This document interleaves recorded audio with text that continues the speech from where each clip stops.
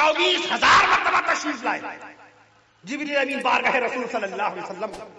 آج اذانوں میں رسول پاک صلی اللہ علیہ وسلم کا نام نامی 2,90,00,000 مرتبہ لے لیا جاتا ہے صرف ہمارے ملک ہندوستان میں. سبحان اللہ کہہ دیا. 1,45,00,000 اذانوں میں نبی کا نام کتنی مرتبہ لیا گیا؟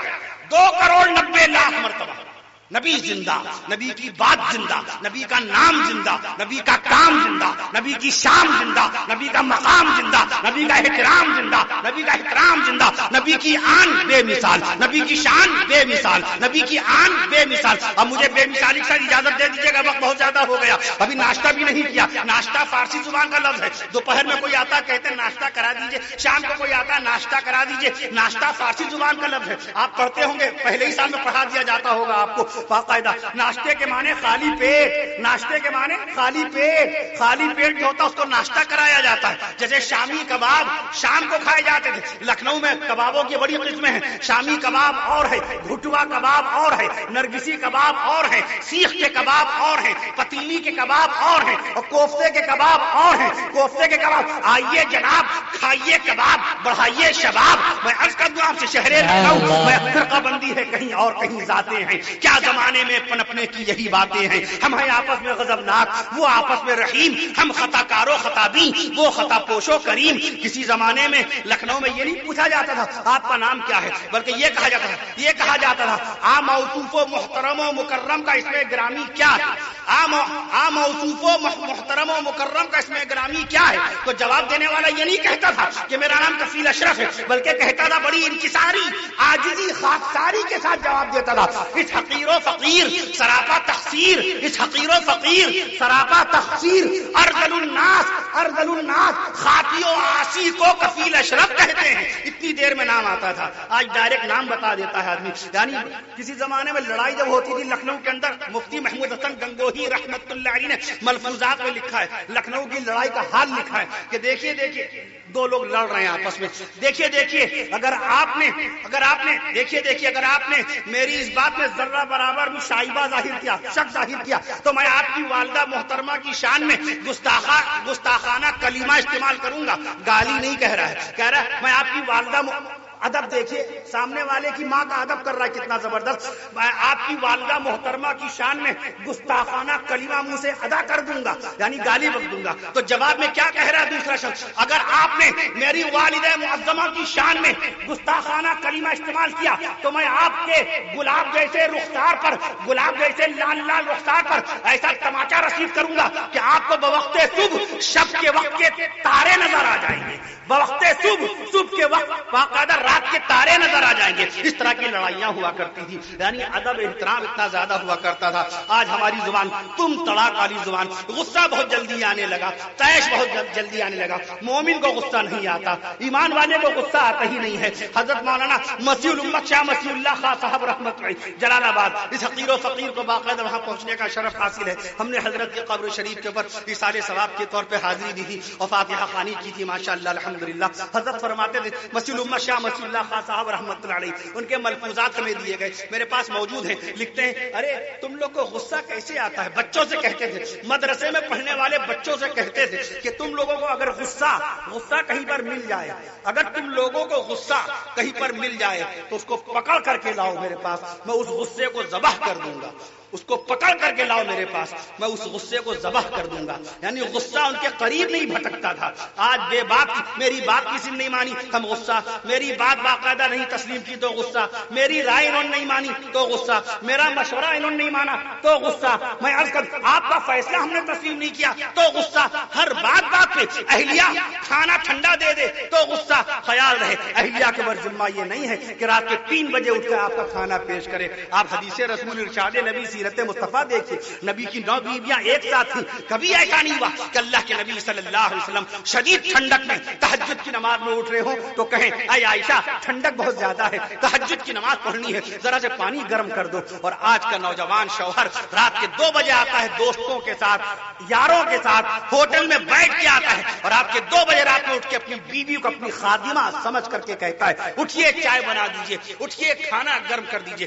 آپ کی بیوی آپ کی خادمہ نہیں ہے، آپ کی بیوی آپ کی باقاعدہ کنیز نہیں ہے، آپ کی بیوی میں عرض کروں آپ کی نوکرانی نہیں ہے. رسول پاک صلی اللہ علیہ وسلم کا یہ دین ہے، نبی کا دین انتہائی بے مثال ہے، نبی کی شریعت بے مثال ہے. تو نبی کے دین میں جو بیوی بنتی ہے وہ بیوی بھی بے مثال بنائی گئی ہے. شوہر شہزادہ ہے، شوہر شہزادہ ہے، بیوی باقاعدہ شہزادی بنائی گئی ہے، بیوی شہزادی بنائی گئی ہے. شوہر محبوب ہے، بیوی محبوبہ ہے. یہ نکاح کی برکت سے بیوی محبوبہ بنتی ہے. ہمارے ہاں محبوبہ بغیر نکاح کے بن جایا کرتی ہیں، بغیر نکاح کے محبوبہ بن جاتی ہیں. دیکھنا ہی حرام ہے جب شریعت میں المرأۃ عورہ، عورت پردے کی چیز ہے. یہاں ماشاءاللہ بے پردگی نہیں ہے. 3 دن پہلے میں شہر لکھنؤ میں نکاح پڑھا رہا تھا، بہت رنج ہوا کہ قریبی میں خواتین بیٹھی تو ہم اس طرح منہ کر کے خطاب کر رہے تھے، فضائل نکاح کے اوپر بیان کر رہے تھے. میں نے کہا بھی باقاعدہ طور پہ سید صاحب سے کہ بھائی یہ معاملہ عجیب و غریب، بیچ میں باریک پردہ کر دیتے. ان کو دیکھنا ہی تھا اسٹیج کا منظر، تو باریک پردہ تو حائل ہو جاتا. پردہ لازم فرض عین ہے، تو لہذا المرأۃ عورہ، عورت کے معنی پردہ. عورت کے لفظی معنی what's the meaning of this word, کیا مطلب؟ عورت کے معنی پردہ. عورت کے لفظی معنی پردہ، یعنی جو عورت بے پردہ نظر آ رہی ہے وہ عورت نہیں ہے، چونکہ بے پردہ ہو گئی نا. عورت کے معنی پردہ، اللہ نے اس کا نام عورت رکھا. وما ہی بعورہ المرأۃ عورہ، نبی نے حدیث میں اس کا نام عورت بتایا، اللہ نے قرآن میں اس کا نام عورت بتایا. عورت کے معنی پردہ، دیور سے پردہ، جیٹ سے پردہ، پڑوسی سے پردہ، ماموں زاد، خالہ زاد، یہ سب غیر محرم ہیں. ان سب سے باقاعدہ طور پہ پردے کا حکم آیا ہے. اس لیے باقاعدہ آپ حضرات پردے کا ماحول بنائیں. بیویوں کا مہر ادا نہیں کیا، یہ بیوی کا مہر نماز سے معاف نہیں ہوگا، روزے سے معاف نہیں ہوگا، حج بیت اللہ سے معاف نہیں ہوگا، ماہ رمضان کے روزے سے معاف نہیں ہوگا. نماز کا کالم الگ ہے، نماز کا شعبہ الگ ہے، اور مہر کا کالم الگ ہے. میں عرض کر دوں آپ سے، جیسے عید کا فطرہ جن لوگوں نے ادا نہیں کیا، 10 سال پہلے عید منائی، بھول گئے، یاد نہیں رہا، یا چلے تھے بمبئی سے اور یہاں آتے مدھے پورہ پہنچتے پہنچتے 3 دن لگ گئے. ہمیں عید تو ہو ہی گئی، ہمیں 3 دن ہو گئے، اب فطرہ تھوڑی ادا کریں گے. مفتی عبد الرحیم لاجپوری رحمت اللہ علیہ سے پوچھیے، وہ بتائیں گے آپ کو فطرہ کیا چیز ہے. فطرہ تو قیامت تک کے چڑھا رہے گا.